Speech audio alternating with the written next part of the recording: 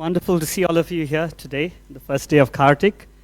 So we are very, very fortunate today to have a very, very senior devotee, a very wonderful devotee, do our presentation on the diving deeper into Damodara lila. His name is Jagadananda Pandit Prabhu. Hare Krishna. Many of you may not know, because he's always in the background, so many of you won't know. So I wanted to just get us a little more familiar with His Grace Jagadananda Pandit Prabhu. He's been a devotee since the 70s, I think, and he's contributed immensely to Krishna consciousness around the world and our yatra also. What we know as the BTG debit order system is one of his brainchilds that we have. He introduced that concept. And he's been helping our yatra and different yatras around the world for many, many years with many ideas, with his resources. He's a medical practitioner. He's married to Jayashree Mataji, who is here on the left with the blue sari. I don't know if you'll stand up. That's Jayashree Mataji. And they have two wonderful children, Yastil and Swasti, who are grown up and they're overseas now, so they're not here. But Jagadananda Pandit Prabhu has hosted many very senior devotees at his home. They've stayed with him. He's had them over for prasad, and he served them very wonderfully over many, many years. And because of that service and everything else he does, I presume, you'll see that he's just a devotee full of nectar. You know, when you squeeze him, nectar oozes out. So today, we're very, very happy to have him in our midst. And thank you very much, Jagadananda Pandit Prabhu, for agreeing to present today. Please come up to the Vyasasana. Thank you so much. Hare Krishna. Thank you for the embarrassing introduction.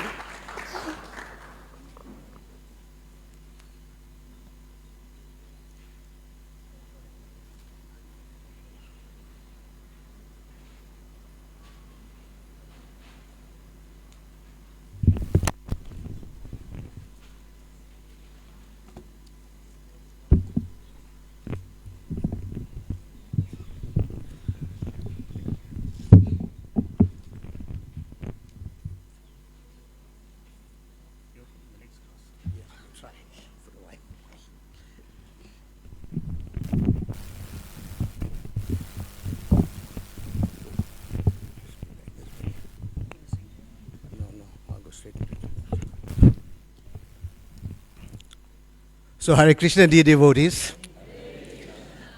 Let's welcome all the devotees here with three cheerful and rapturous Haribols. Haribol! Haribol! Haribol! Thank you very much. So today's presentation is titled, as you heard, Diving Deeper into Damodara Lila. So I want to take you all to a lecture that Srila Prabhupada gave on the 31st of October, 1972 in New Vrindavan. And there he said, "You should hear about Krishna. You have forgotten Krishna, your Supreme Father, because of your material contamination. But if you attentively hear about Krishna, you will begin to remember him again." You are all very fortunate that you have come here to listen to talks about Krishna. Your fathers and grandfathers have not come, but you have come. So therefore, you are very fortunate. Just simply by hearing about Krishna and go on hearing about Krishna, you will be successful. Unquote.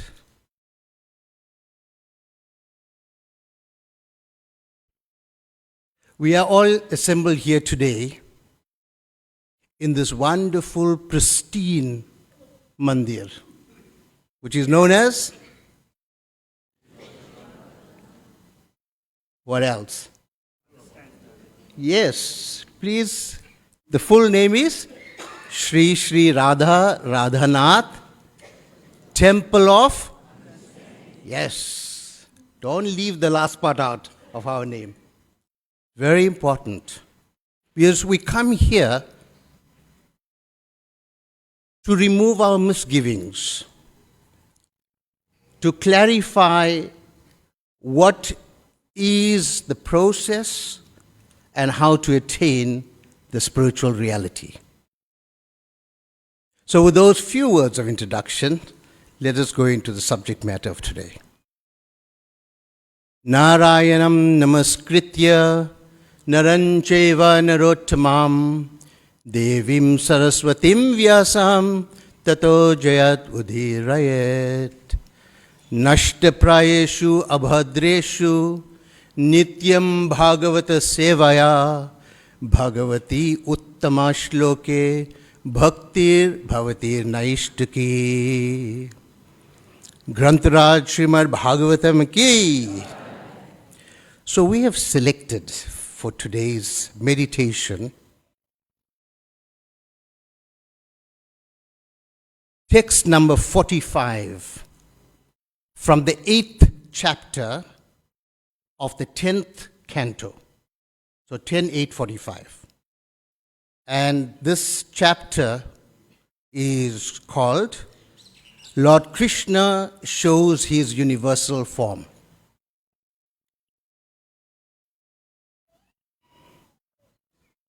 Canto, by the way, means division. So this is the 10th of 12 divisions in the Bhagavatam.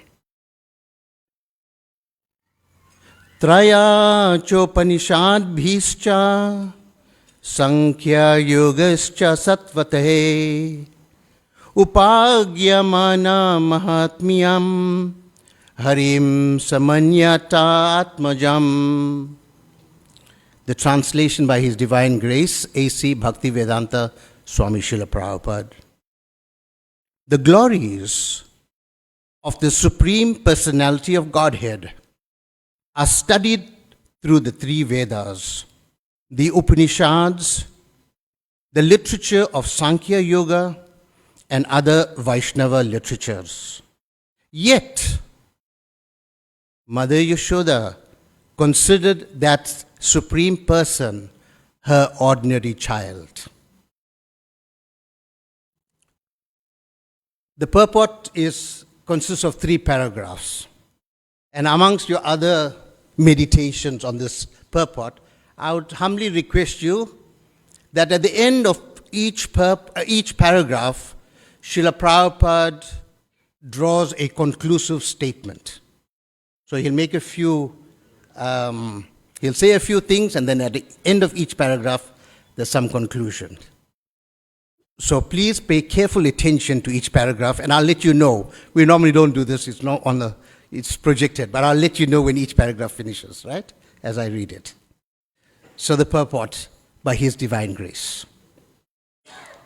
As stated in Bhagavad Gita, chapter 15, text 15, by the Supreme Personality of Godhead, Krishna, the purpose of studying the Vedas is to understand Him. Vedaischa sarver aham eva vedya. Sri Chaitanya Mahaprabhu explained to Sanatana Goswami that there are 3 purposes in the Vedas. One is to understand our relationship with Krishna, sambandha. Another is to act according to that relationship, abhideya. And the third is to reach the ultimate goal, prayojan. The word prayojan means necessities. And the ultimate necessity is explained by Sri Chaitanya Mahaprabhu. Prema Pumartha Mahan. The greatest necessity for a human being is the achievement of love for the personality of Godhead. Here we see that Mother Yashoda is on the highest stage of necessity, for she is completely absorbed in love for Krishna. That ends the first paragraph. Now the second. In the beginning, the Vedic purpose is pursued in three ways, Trayi, by Karmakanda, Jnanakanda, and Upashanakanda. When one reaches the complete, perfect stage of Upashanakanda, one comes to worship Narayan or Lord Vishnu. When Parvati asked Lord Mahadev, Lord Shiva, what is the best method of Upasana or worship? Lord Shiva answered, Aradhananam sarvesham Vishnu aradhanam param. So Vishnu Upasana or Vishwa Aradhana, worship of Lord Vishnu, is the highest stage of perfection as realized by Devaki. But here, Mother Yashoda performs no Upasana, for she has developed transcendental ecstatic love for Krishna. Therefore, her position is better than that of Devaki. In order to show this, Srila Prabhupada enunciates this verse. So that ends the second paragraph. When a human being enters into the study of the Vedas to obtain vidya or knowledge, he begins to take part in human civilization. Then he advances further to study the Upanishads and gain Brahma Gyan, impersonal realization of the absolute truth. And then he advances still further to Sankhya Yoga in order to understand the Supreme Controller, who is indicated in Bhagavad Gita as Param Brahma, Param Dhama, Pravitram, Paramam Bhavam. When one understands that Purusha, the Supreme Controller, to be Paramatma, one is engaged in the method of yoga. But Mother Yashoda has surpassed all these stages. She has come to the platform of loving Krishna as her beloved child. And therefore, she is accepted to be on the highest stage of spiritual realization. The absolute truth is realized in three features, but she is in such ecstasy that she does not care to understand what is Brahman, what is Paramatma, and what is Bhagavan. Bhagavan has personally descended to become her beloved child. Therefore, there is no comparison to Mother Yashoda's good fortune. As declared by Sri Chaitanya Mahaprabhu, Ramya Kaschid Upashana, Vrajavadhu Vargema Yapkalpita. The absolute truth, the Supreme Personality of Godhead, may be realized in different stages. As the Lord says in Bhagavad Gita, Jai Jadamam Prapadyante Tam Stataiva Bhajamyaham. As you surrender unto me, I reward you accordingly. Everyone follows my path in all respects, O son of Pritha. And now the last line by Srila Prabhupada. One may be a karmi, a jnani, a yogi, and then a bhakta. But the ultimate stage of realization is prema bhakti, as actually demonstrated by Mother Yashoda. Om Jnanatimirandasya Jananjana Salakaya Chakshurunmilitam Yena Tasmai Shri Guruve Namaha Shri Chaitanya Manobhistam Stapitam Yena Bhutale Swayam Rupa Kadamayam Dadati Swapadantikam Vancha Kalpatarubhyascha Kripa Sindhubheva Cha Patitanam Pavanebhyo Vaishnavebhyo Namo Namaha. Jai Shri Krishna Chaitanya Prabhu Nityananda Shri Advaita Gadadhara Shiva Shadi Gaur Bhakti Vrinda. Hare Krishna, Krishna Krishna, Hare Hare, Hare Rama, Rama Rama, Hare Hare.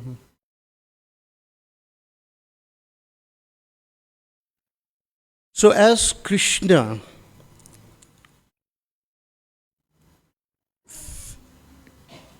in the introductory stages of his pastimes of killing some demons, and you know, the first demon he killed is Putana, right? And thereafter, who's next? Sakatashura. Sakatashura is the cart demon. Actually, Sakatashura is a ghost who had settled in the cart. This cart was full of Nanda Maharaj's heirlooms.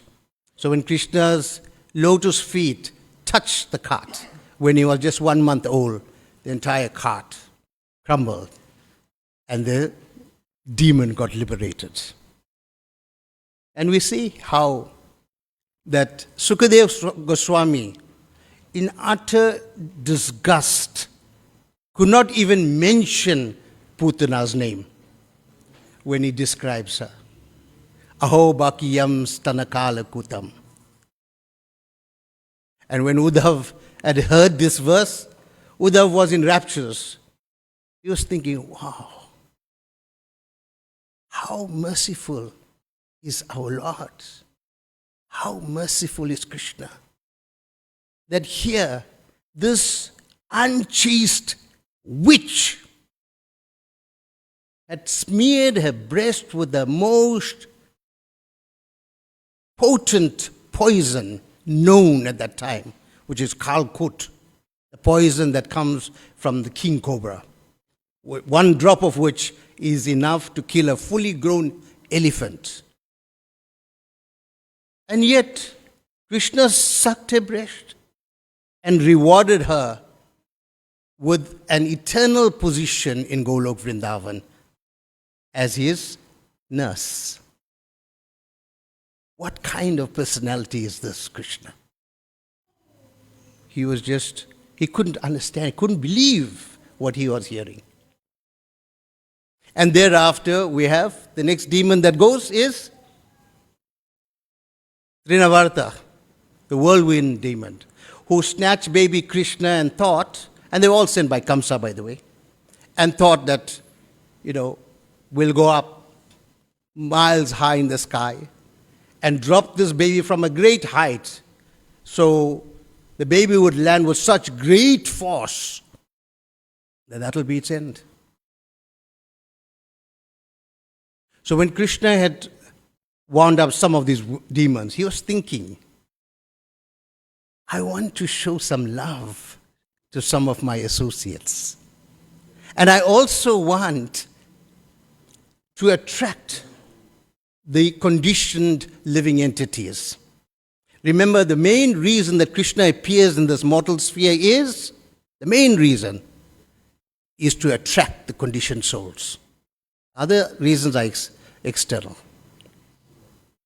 So Krishna appears for us. That's the bottom line. He comes, displays his extraordinary pastimes so that we can become enamored.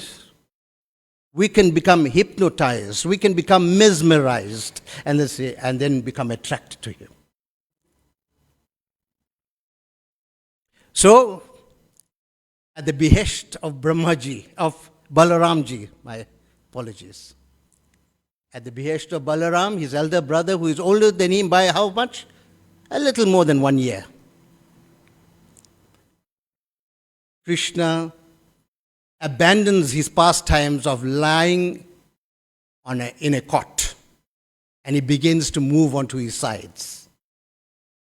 And thereafter, he turns and raises himself on his hands and knees and begins to crawl. Here and there, crawling. And then Krishna starts to walk. And when he starts to walk, his playground now extends beyond the confines of the palace walls to involve the whole of the village of Gokul. And his entourage, which was previously only Balaram, now includes all the children. And his play, which previously was just games, now turns to childlike mischief. And it is during this stage that Krishna becomes celebrated as Makanchor, the butter thief. Imagine that. God steals. God's a rogue. The highest reality is a chore. Imagine that. And Krishna would go to the gopis' homes and plunder their storehouses, taking whatever he could, butter, yogurt, and other milk products and milk sweets. And he had a calling card style of doing things. That whenever he would go to a home, after he would plunder the place, he would then either pass urine or stool or both in the in the house, and then he would pinch the child to make sure the alarm sounds so people know he's been here, and then he'll run off. So this was his modus operandi. And you can imagine, somebody is doing this and still wants you to know that he's doing it. So, these elderly gopis started to complain. Oh, it's creating. And they went to Mother Yashoda and told Mother Yashoda that, just see your son, how he's misbehaving like this. And the more they explained in detail the antics of Krishna, the more within their hearts the feelings of maternal emotions arose. And simultaneous with that, their feelings of astonishment at the workings of this mysterious child was also arising. Mother Yashoda didn't take these complaints too seriously, because she felt this is not her duty. This is not my department. I'd rather leave it to Nanda Baba. His job is to chastise. But Nanda Baba was equally enchanted by Krishna, and therefore he was not in the least inclined towards rebuking Krishna. He just let it be. So now what? Krishna is under zero authority. Krishna is left unchecked. So he could roam wherever he wanted, and he could do as he pleased. And Krishna did just that. The gopis continued to complain about Krishna. And when they would come to Mother Yashoda would say, Krishna is sleeping. I've been with him now. In fact, the whole night he's been sleeping in my arms. Why are you all so envious of my Lala? At other times, the gopis would say, oh, just see. They would describe Krishna in detail now. His entire face is messed with the evidence, the telltale evidence of yogurt. His hands, his lotus-like hands, his clothing. So, it's clear that there's evidence everywhere of what he's up to. And at that time, Mother Yashoda would say, just see Krishna. Krishna comes walking through, rubbing his eyes. Oh, yawning, stretching, innocently coming. And Mother Yashoda looks at these two contrasting stories and visions in front of her and says, unlikely. I believe what I see. And on another occasion, the gopis were giving a similar complaint about Krishna, and they were saying, we saw him. He's in that, he's there. That's why, come quickly. Mother Yashoda, come, you'll see him. Because the only way they could prove their story was to now catch Krishna red-handed, right? Because Mother Yashoda was definitely not believing them.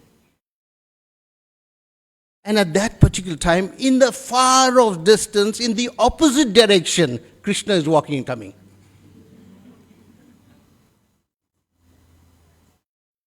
So one gopi, well, all the gopis, decided the only way is that we have to physically catch Krishna ourselves and then bring him to Mother Yashoda.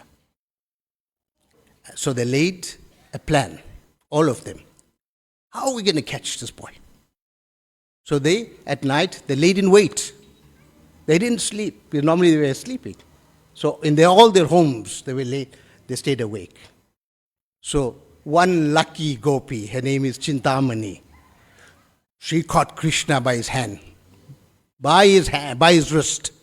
She caught Krishna and told Krishna, now let's see what Mother Yashoda is going to say. Now you're in trouble. We're going to take you immediately, going to frog march you. And then Krishna is pleading for his life. He says, please, please, don't do this. I beg you. Please, if you do this, I will be in serious trouble. I promise I will never come to your house again. I will never steal Makhan from you. I promise.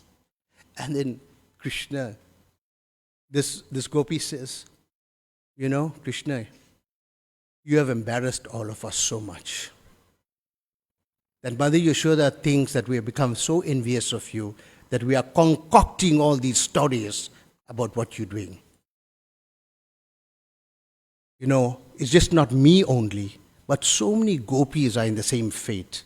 In fact, they can't even face Mother Yashoda now. Imagine, the queen of Vrindavan, her subjects are now cannot face the queen because it appears they're telling lies. And what kind of lies? To lies about her own son, running her own son down. These stories sound, you know, quite hectic actually. Imagine somebody coming telling you about your child. All these things, strange things, that is a rogue.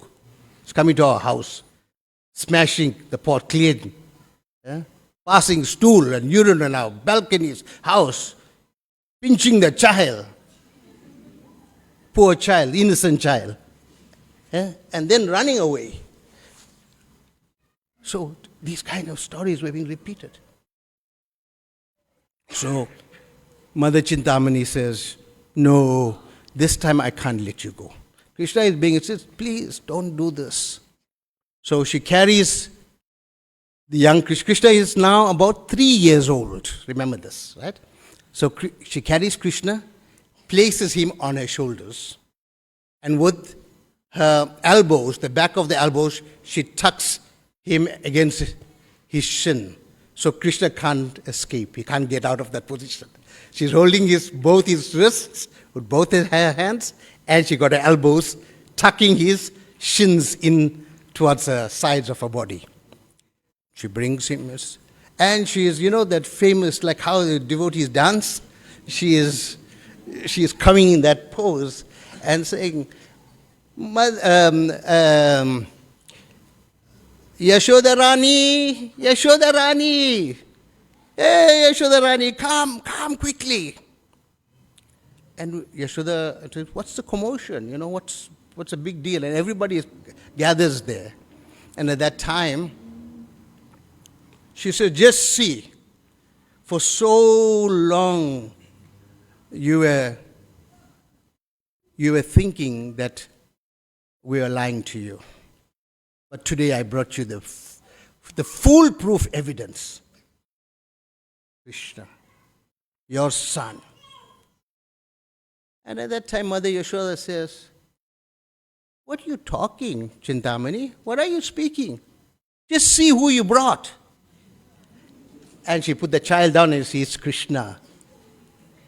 And again, dejected, forlorn, with a tail between her legs, she starts to trudge back. Now, completely out of sorts, don't know what to do. Sorry? It's Lord Krishna. Say what did I say? It's Krishna. Hold on, listen. Sorry. It's Krishna. Krishna took the form of a son. But listen to the past time, that you get it. Right. So then, as they're going, she hears a laughter. Krishna is laughing. And she looks up, she sees now it's Krishna. But all along Krishna became her son. But now Krishna becomes Krishna himself. And he's laughing, and she looks at her, she says, "Oh Krishna, why are you doing this to us? Why have you done this?" And Krishna is saying, "See, I warned you. I told you don't take me to my mother. I warned you, but you did not listen. The next time, I won't be your son. I'll become your husband." Iti drikshva lilabhir anand kunde swagosham nimajantam akhyapayantam. So, in this way, Krishna's pastimes drown the inhabitants of Vraja in pools of ecstasy.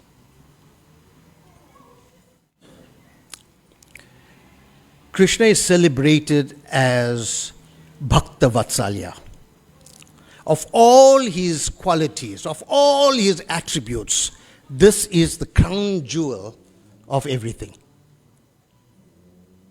It supersedes every other attribute that Krishna has. Because by this, Krishna shows his affection to his devotees.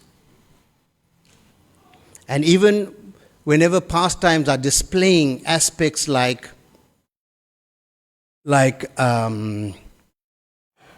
truthfulness, the influence of Bhakta Vatsalya will supersede truthfulness. And hence, Krishna ends up lying, even though he doesn't want to. Or mercy, or power, or strength, or any of those attributes. Bhakta Vatsalya overrides everything else. And we say that in the pastime of Krishna eating dirt, which is this chapter, by the way. This chapter, this 8th chapter of the 10th canto, is dealing with that pastime in particular. Krishna eating dirt. Prabhupada comments that this is the most wonderful pastime. And he cites 3 beautiful reasons why he thinks so. Prabhupada says that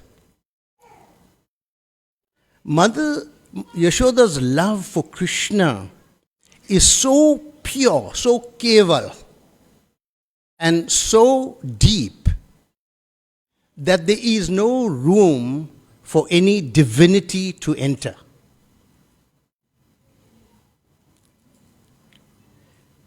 And Prabhupada says, then Mother Yashoda sees the Supreme Personality of Godhead as her ordinary child. And thirdly, that Krishna, in the presence of such love of Mother Yashoda, that Krishna has to renounce his supremacy.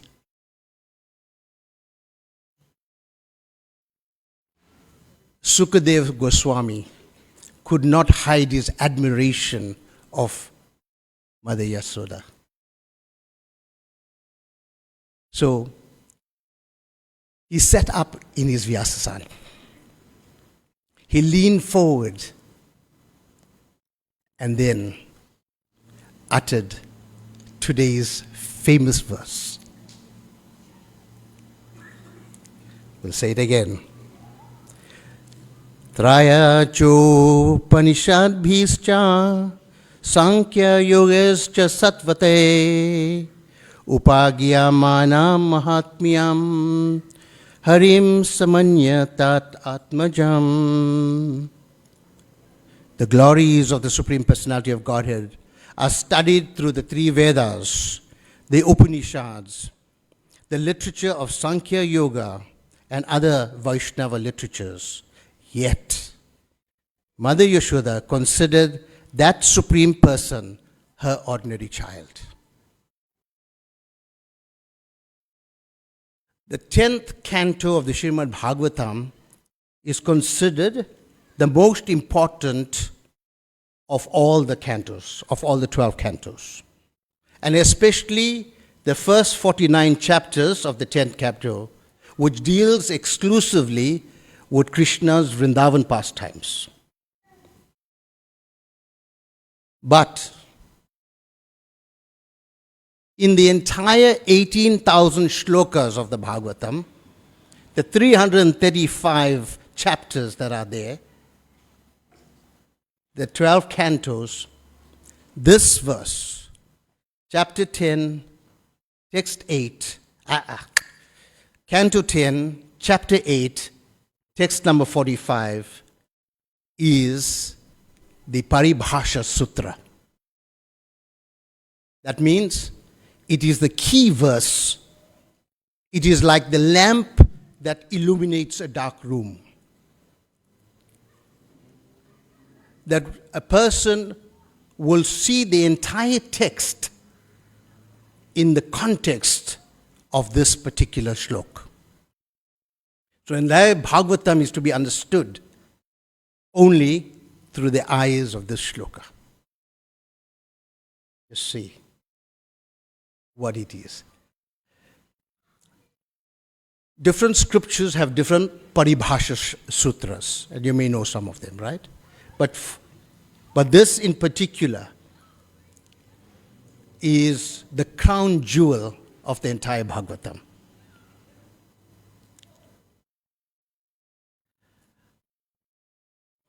What time? How much time?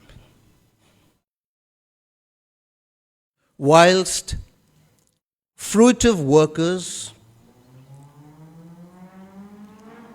great philosophers, mystic yogis, and many accomplished devotees struggle with understanding the purpose of the Vedas, as enunciated in chapter 15, text 15 of Bhagavad Gita. By all the Vedas I am to be known, Krishna says. Vedaischa sarvair aham eva vedya.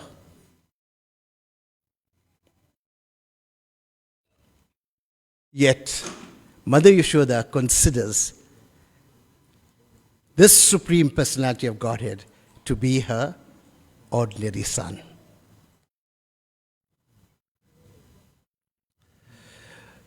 We have to process the pastimes of Krishna through a different lens.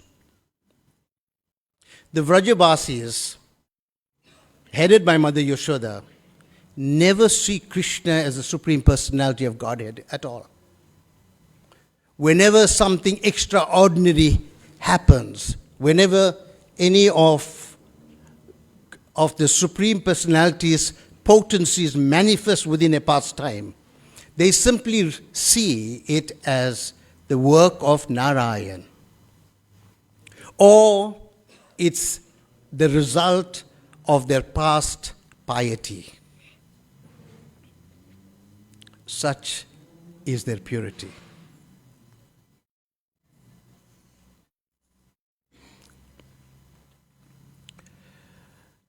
Srila Prabhupada has said that if one reads or hears the pastimes of Krishna in Vrindavan, one's devotion, one will feel one's devotion mature. One would feel one's devotion mature. So this is the second shloka of the 9th chapter of Bhagavad Gita.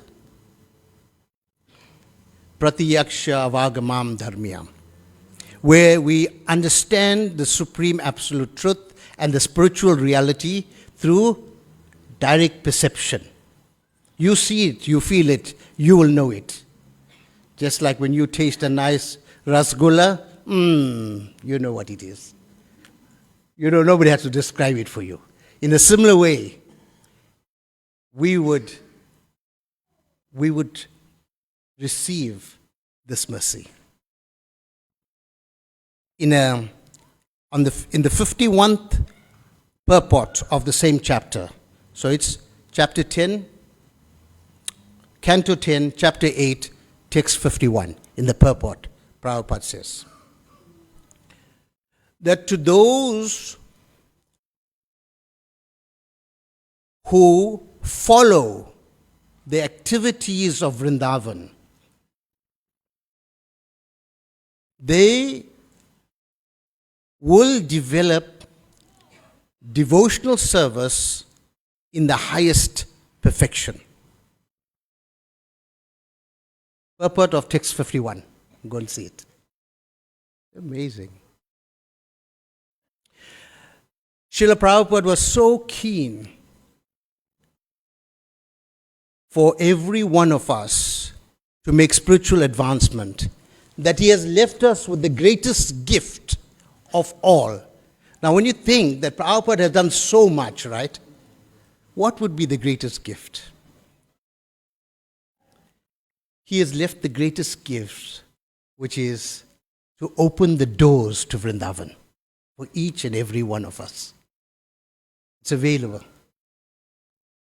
And Prabhupada was so keen to take the devotees back that in 1972, Kartik, he arranged the first Vraj Mandal Parikram to observe the Vrat during Kartik Mass. At that time, he stayed at Radha Damodara temple, and his favorite and famous dancing white elephants stayed nearby at Keshi Ghat. And by the way, it was during that time, in that series of lectures, where Prabhupada presented the famous Nectar of Devotion lectures every day. And in one of them, Prabhupada mentions Brahmandagat, the story and pastimes there. This is where Krishna ate the dirt, at Brahmandagat. So Prabhupada has left us this beautiful legacy to go back home.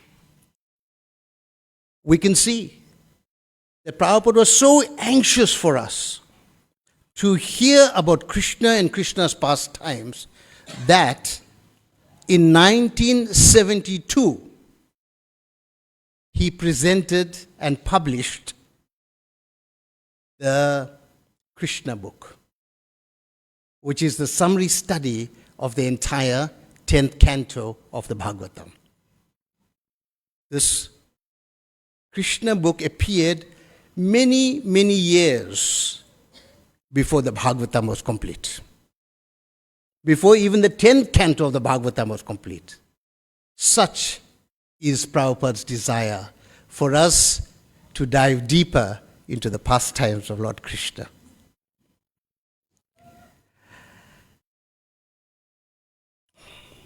Let us all pray for each other in our hearts. Let's pray that everyone would receive the qualification to enter Vraja Bhakti. And the way you enter that qualification is to become absorbed in the pastimes of Lord Krishna. After receiving that qualification, we then would become eligible to perform Vraja Bhakti in its pure essence.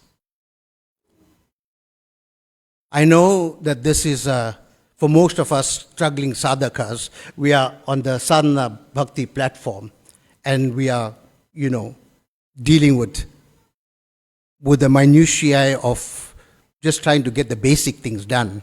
But still, I think it's important for us to know what are the goals, what are the steps to aspire to, and how to get there.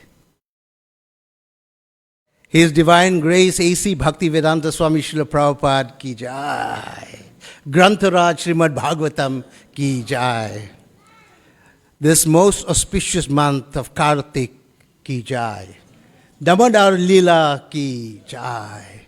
Gaur Bhaktivinoda ki jai. Nitai Gaur Premanande. I'm going to leave you. Leave them with that. Carry on. What much going to leave them with? Leave them with whatever you was going to say. Carry on. You said you're going to leave them one more thing. Leave it.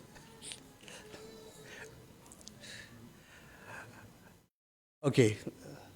Ram Vijay's insistence, Prabhu's insistence, I will say make one announcement.